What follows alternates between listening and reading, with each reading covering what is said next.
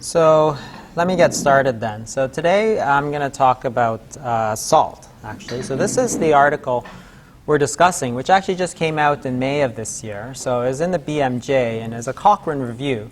And a Cochrane review is basically where they take a lot of studies and they look through all the studies and trying to make some sense of it, because many of these studies are very, very small. So they do a meta-analysis, which is basically they take all the published data and they try and put it all together and try and make some sense of what's going on. And for this particular topic, they look at salt reduction on blood pressure. So this is the results of what they found. And if you look, they list all the trials on the side, on this side, and they show the benefit in terms of change in systolic blood pressure with salt reduction. So you see that there's many, many different trials ranging from 1973 all the way up to 2009. And when they kind of put them all together, what they find is that you have about a 5.4 millimeter of mercury decrease in your blood pressure when you restrict salt.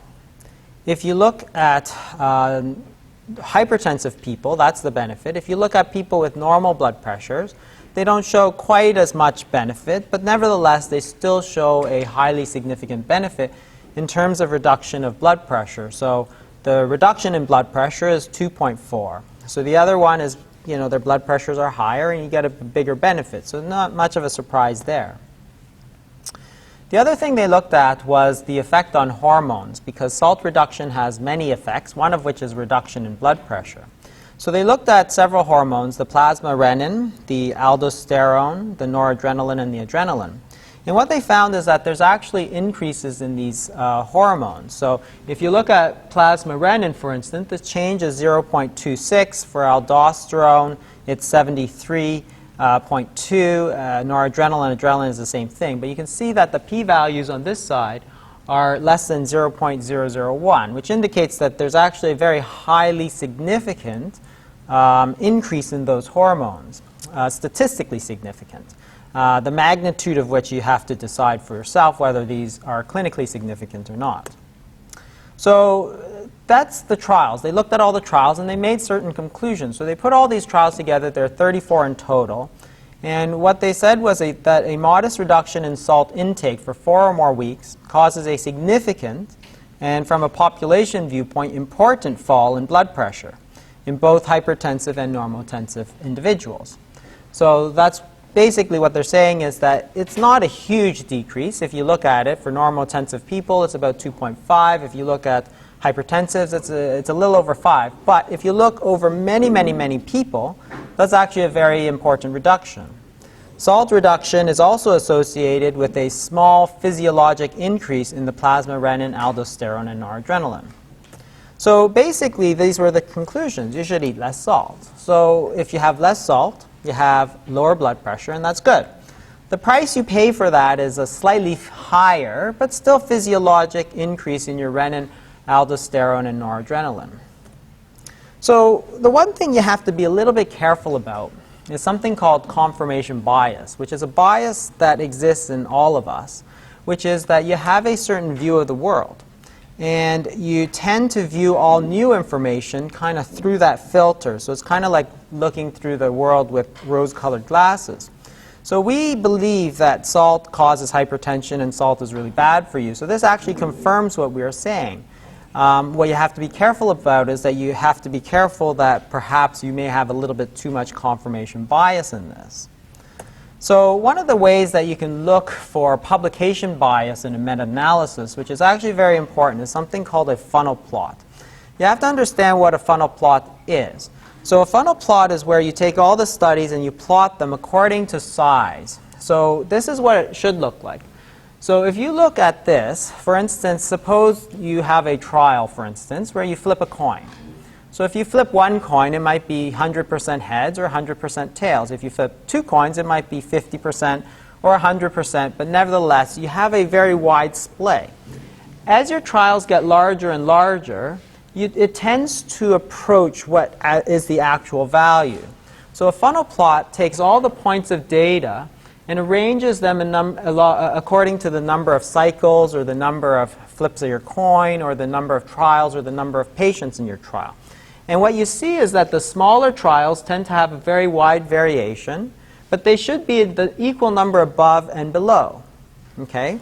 And as you get bigger and bigger, you get a more accurate view of what your real value should be, and you see less up and down, but you should see equal numbers above and below. So if you look at the meta-analysis done in hypertension in 1997, what you see is this. If you look at the sample size, as the sample size gets bigger and bigger, you see that it approaches this value just below 0. Okay? But look where all of the trials are. All of the trials sit below that line, which means there's evidence of severe publication bias because basically all the trials that show you benefit are published, but all the trials that don't show any benefit are not published. So you can think of it this way. If you publish all your trials where you flip a coin and you get lots of tails, and you don't publish all the ones that come up heads, then you think that the coin will flip tails every single time if you look at all the data in the available. So you always have to do a funnel plot analysis because otherwise you don't know if you're looking through the world through these rose-colored glasses, if you're just taking confirmation bias, because there's bias in everybody. So in 1997 you can see that there's actually a fairly significant bias existing already. So you can look at the funnel plot here. So they've done the same thing. They've kind of flipped the axis a little bit. But you can see that as the numbers of people in your trial go up and up, you get a better sense of what the true value should be. And that sits somewhere along here. But all your trials are down here, which means, again, same as the previous meta-analysis that was done, you actually have a lot of confirmation bias, you have a lot of publication bias. That is, all the trials that show you benefit in terms of reduction in blood pressure get published, and all the ones that don't show you any benefit don't get published. So in this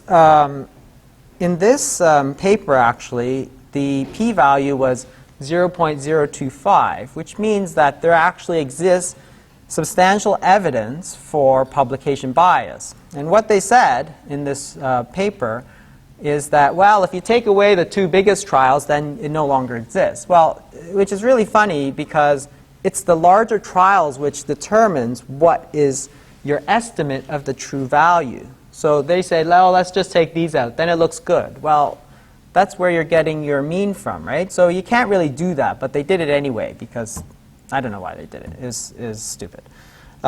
So what you can see in this paper is that you actually have to be very careful because there actually is a very substantial bias towards publishing papers that show you benefit. The other thing that's important is to look in context of where you are. And one of the things that's always interesting is looking at causation versus association studies. Because if you have a hypothesis that one thing causes the other, then those two things will be correlated. But you can't go backwards. So if, for instance, you think smoking causes lung cancer, then you expect that you will find increasing smoking and increasing lung cancer together. But you can't say that if you see smoking and lung cancer associated, it doesn't mean that they're causal. So you can't prove that causation, but you can disprove that causation. That is, if all of a sudden you see that as there's more and more smokers, you have less and less cancer, then you would say then it's probably not true that smoking causes lung cancer, because that doesn't make sense. If smoking causes lung cancer, you should see that association. If that association doesn't hold, then it's not likely to be true. So you can disprove the causation theory, but you can't ever prove it. Okay? So let's take this for salt. So we think salt causes cardiovascular events. So therefore, we expect that if you have higher salt intake, you have higher cardiovascular events. So you can disprove the causation if you see that as you take more and more salt, you have less and less events. Then it's not likely that the salt is causing your cardiovascular events. So let's put this in context, because this is the thing you always have to do when you look at a journal article. So even back in 1972, there was a bit of concern about the low-salt diet. And the concern was this. You can lower blood pressure, okay? Nobody's disputing that you can lower blood pressure, but there's a price to pay. And the price is that you're going to raise your renin and aldosterone levels. And in fact, you raise them fairly substantially. So you raise your renin 3.6% and your aldosterone 3.2%.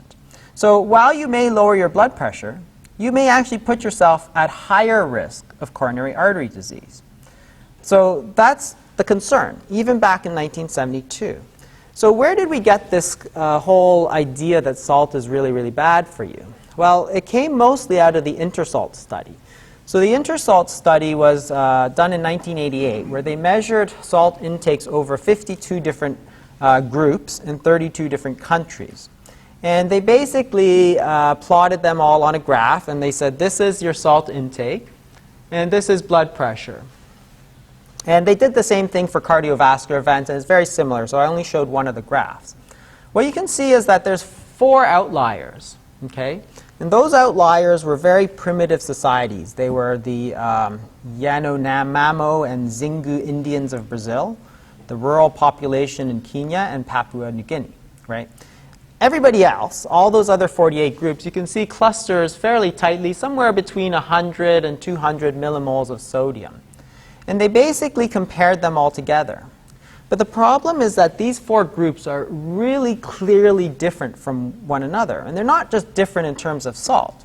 They're different in terms of many, many things. They're probably different in terms of the sugar intake, the processed foods, exercise, pollution, hygiene, customs, probably very, very, very different. Is it really fair to put them in the same group? Because it's like, here you have an average, say somewhere around 150 millimoles of sodium, and here it's like 2, right? So you have one group which is eating 75 times as much sodium. But not only that, but they're completely different in almost every way you can think about. So it's kind of like, say you have a bunch of geniuses with an IQ of 150, okay? And then you put 4 people in the group, 4 chimpanzees who have an IQ of 2. And then you say, well, this group really eats a lot of bananas, so, the more bananas you eat, the stupider you are. Well, that's not really fair, because you've taken 4 chimpanzees who are clearly not part of that group, and you've put them in the same comparison. And the thing is that it's all driven through these 4 groups. These are these groups of completely primitive societies. Because if you take all 52 groups of people, what you find is that as you get higher and higher sodium, your blood pressure and cardiovascular events go up. But say you exclude those 4 groups of people and say, well, we really shouldn't compare the chimpanzees in this group of geniuses, or we shouldn't compare 0 millimoles with the 150, because everyone else in the world is eating about this much. Well, you find that the correlation actually goes in the other direction. That is, this is the regression line if you take out those 4 groups of people. So as you eat more and more sodium, your blood pressure and your cardiovascular events doesn't go up. It actually slopes slightly downwards. Okay? So this is the problem with the InterSalt study, and this is where we base most of our idea that salt is really, really bad for you. But even if you look at the InterSalt study and life expectancy, you can see that the life expectancy doesn't go down as you eat more salt.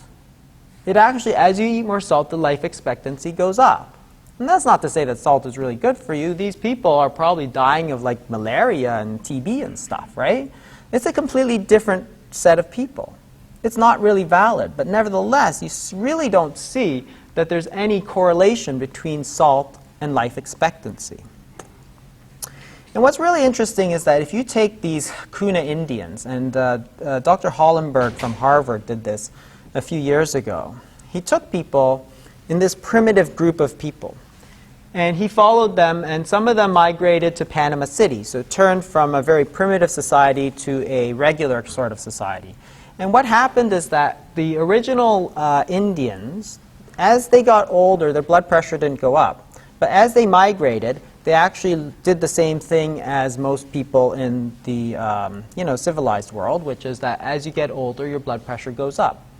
But what the real interesting thing was, he looked at what happened to those Kuna Islanders who started trading for salt. That is, all the environmental and dietary factors were the same, except they started trading for salt. And what he found was that there was no hypertension. So even when you add salt to this group, you don't get hypertension and you don't get cardiovascular events. So there is something dietary-wise or environmental-wise that is driving this, but it's probably not the salt. Okay, so it's hard to say that it is the salt from that standpoint. So let's take the intersalt study aside, and let's look at the rest of the world, for instance. So we can look at salt consumptions through the rest of the world, and we can compare them. So you see that Canada and the United States sit somewhere around here. And you can see well off the charts is Japan and Norway, Sweden, Denmark, Scandinavia, right? And that's because the Japanese eat a lot of soy sauce, and you know, the Scandinavians, they eat a lot of like salted fish and pickled fish. And you might think, wow, they're taking lots of salt. They must be like dying in droves, right? Well, of course you know the answer to that. This is the mortality, cardiovascular mortality. Here's the USA, and here's Norway, and here's Japan. So they're not dying at all. In fact, they're outliving you like 4-to-1. And they're eating way more salt than you. Now, there's a lot of differences between Japanese and the United States, but at the same time, you got to say if that salt is really a super important part of the equation, the association runs in the wrong way. That is, it'd be hard to say that salt causes cardiovascular mortality based on this. But there's so many differences between countries, it's more important. Let's see if we can get some data within the same country. And luckily for us, there is. The NHANES 1 data was, so the NHANES was a United States data, and they basically take a huge population-based survey of the United States, looked at all different kinds of things, and one of the things they looked at here, and it published in The Lancet in 1998, was salt. So here they break them into quartiles. So this is what they normally do, is they take people and they divide them on how much salt they take. So number 1 means that you take the least salt, and number 4 means you take the most salt. Okay? And they did the same thing for calories. And what you see is that as you take more and more salt, your mortality goes down and down. That is, if you eat less salt, you are more likely to die. Okay? That's, again, contrary to what we would believe for the most part. And that holds for total mortality and cardiovascular mortality. You can look at the NHANES 2 data, which is a little bit more recent, published in 2006, and you can look at the same thing. So this is 13.7-year follow-up. And this is cardiovascular, and this is all-cause mortality. They break it down into if you take sodium greater than 2,300 milligrams, which is the daily recommended amount. So if you take a high-salt diet versus a low-salt diet. And what you can see is that for both mortality and cardiovascular mortality, as you take a high-salt diet, your mortality goes down. Not up. It goes down. It's not even equal, right? These are highly significant numbers. And what they said was that the inverse association of sodium to CVD mortality raises question about the likelihood of survival advantage accompanying a lower sodium diet. That is, if you think eating low salt is good for you, this is not really helping your case here. And you can go to the NHANES 3 data. So again, published more recently, 2008. And here again, you have follow-up of 8,700 U.S. adults. And they're looking at mortality. So here's the quartile. So here's the low salt people, and here's the high salt people. As you take more and more salt, you see cardiovascular disease goes down. Mortality either stays same or goes down. So as you're eating more and more salt, your risk of dying and your risk of heart attack is going down.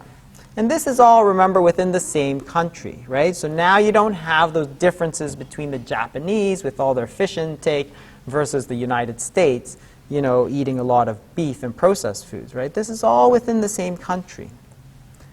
So it's clear that lowering the salt can reduce the blood pressure, right? And that was shown in the DASH diet. The DASH diet did all kinds of things, but one of the things was to lower salt. But it's clear that if you reduce salt, you reduce blood pressure. But that's not really what we're interested in. What we're interested in is, can you lower cardiac events, right? Because that's what is really harmful. So you can look, and even going back almost 10 years, in 1995, what they did was they took almost 3,000 hypertensive men, so people with high blood pressure. Okay, these are the people we tell, you should eat less salt, right? So they take in and they follow them for 3.8 years, and they actually measured urinary sodium. So they measured 24-hour urines, checked how much sodium, and decided how much sodium are you eating. And they broke them down according to how much they're eating. And you can see that as urinary sodium excretion goes down, so because what you take in is generally excreted, and if you're in steady state, that means these people are in the high salt diet, and these people are in the low salt diet. So what happens? This is the event rate, cardiovascular event rate, for people as they take more and more salt, their event rate goes down and down. Okay? And this is completely contrary to the advice that we've been giving people, right? Because we've been telling people with high blood pressure, hey, you should eat less salt. But why would you want to do that? That doesn't even make sense. You want to be in this group with all the heart attacks, or do you want to be in this group without all the heart attacks? So you can look at the, what happens to their hormones, because it always keeps coming back to this. This reduction in blood pressure is not like free. It's like there's a cost to it. So even back then, when you look at these data, the renin, you can see that there's a highly statistically significant increase in the renin, aldosterone, and adrenaline. Okay? And that's the cost of your hypertension. If you look at the, there's a little bit of data looking at cholesterol, and there's some people who think that if you take a low-salt diet, your cholesterol may actually go up. Triglycerides may actually go up. And this was published in the American Journal of Hypertension. That wasn't confirmed in our current study, but nevertheless, it's a concern for some people because, again, maybe that's part of the cost of reducing your salt intake. And you can look at randomized control trials like the TOHP, and these are randomized trials. So this is really the gold standard where you take one group and you split them into high salt and low salt diet.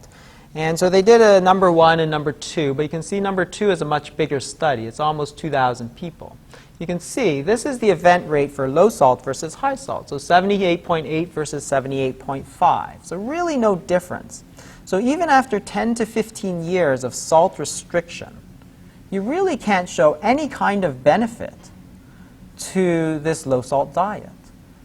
The odds ratio, is 0.93, which is pretty close to, 1.0, which is no effect. So it's really hard to say that there is any kind of benefit. But nevertheless, there continues to be evidence, or continues to be association studies showing the opposite. That is, if you take this study, for instance, which was published in the Journal of the American Medical Association 2 years ago, they took people and they followed them for 7.9 years, and they looked at urinary sodium excretion. This is the follow-up period, and this is cardiovascular mortality, right? So this is the endpoint per 100 participants. So clearly there's 3 different groups. So this group is the low-salt group, and this group is the high-salt group. So this is the 24-hour urinary excretion. So as you take more and more salt, you can see that you actually have better and better protection. Okay? As you take the low salt, you have a huge increase. So from 1 point something to 4 point something, so a 2-3 times increase in your cardiac event rate when you take a low salt diet. It looks pretty bad. And here again is the same thing. If you look at aldosterone levels, renin, and angiotensin II, you can see that the price you pay for a low-salt diet is higher aldosterone, renin, and angiotensin II. There may be some concern about insulin resistance as well, so the low-salt diet it's possible that you may have more insulin resistance, but that was only published in one study, and I wasn't able to find it anywhere else. And this is another Cochrane review, which was very interesting because they broke the trials down into several different groups. So one of the groups, so this is favored salt reduction. You can see for hypertension, most of the studies fall right on 0. So it's really hard to show that there's really any benefit. But there was one group that it looked like it was actually very harmful to follow a low-salt diet. And that group was the cardiac patients. So the people with heart failure, the ones that you all tell to eat a low-salt diet, they seem to do much worse than everybody else. In fact, it's actually got to the point where this was just recently published in 2013, May of 2013, which was the Institute of Medicine. So because of all the controversy, the National Academy of Science in the United States gathered a bunch of people together, and they said, well, let's look at all the studies, but forget hypertension. Let's focus on health outcomes, right? Real outcomes like heart attacks and stroke, and not surrogate outcomes like blood pressure. Because, yeah, you can lower blood pressure. Nobody's denying that. But what I want to know is, are you going to have a heart attack, right? And what they found was that the evidence on health outcomes is not consistent with efforts that encourage lowering of dietary sodium in the general population. That is, when you look at studies that look at heart attacks and strokes and real events, there's no evidence that a low-salt diet does anything good for you. Furthermore, they said that the low sodium intake may lead to risk of adverse health effects amongst those with mid to late stage heart failure, which was the study that I showed you previously. That is, okay, for most people it doesn't seem to do any good for you, but especially for those people with heart failure, you want to be very, very careful because the low-salt diet might be extremely harmful to you. Okay? It's not only not good for you, but it might be actually very harmful to you. And everything else was that there wasn't really enough evidence to conclude. So let's go back to our study. So this is the plasma renin, the aldosterone, and the noradrenaline. So you can see that if you were to change the way you look at it, they called this a small physiologic increase in your plasma renin and aldosterone activity. But let's just change the way you look at it, for instance. So this is the way I would look at it. Here's your trade-off, right? So in a best-case scenario, you lower your blood pressure 3.85%, right? That's assuming blood pressure at 140. If your blood pressure is higher, it's an even lower percentage. But your best-case scenario is going to be a 3.85% reduction in blood pressure. For that, you're going to trade off a 24.3% increase in your renin. And you're going to have a 24.5% increase in your aldosterone and a 9% increase in your noradrenaline. That's your trade-off. That doesn't really look so good because if you look at these hormones, that is exactly what we're trying to block, right? We try to block renin. We try to block aldosterone with spironolactone, with ACE inhibitors, with ARB, and we try to block adrenaline with beta blockers. All of these have been proven over and over and over again to save lives. But you're not blocking these, you're raising them. That's a terrible trade. A 25% increase in all these hormones that we're trying to block for a 3.85% decrease in blood pressure, it's not even sure that lowering your blood pressure that far down makes any difference because the Accord study, which was the only study to look at blood pressures that low, wasn't really able to find any benefit. So the very foundation of our modern drug treatment, you're going the opposite way. You're raising all these hormones. That's just a terrible trade to take. So, well, diuretics is a different story, right? I mean, nobody has looked into that much because they're very old. Yeah.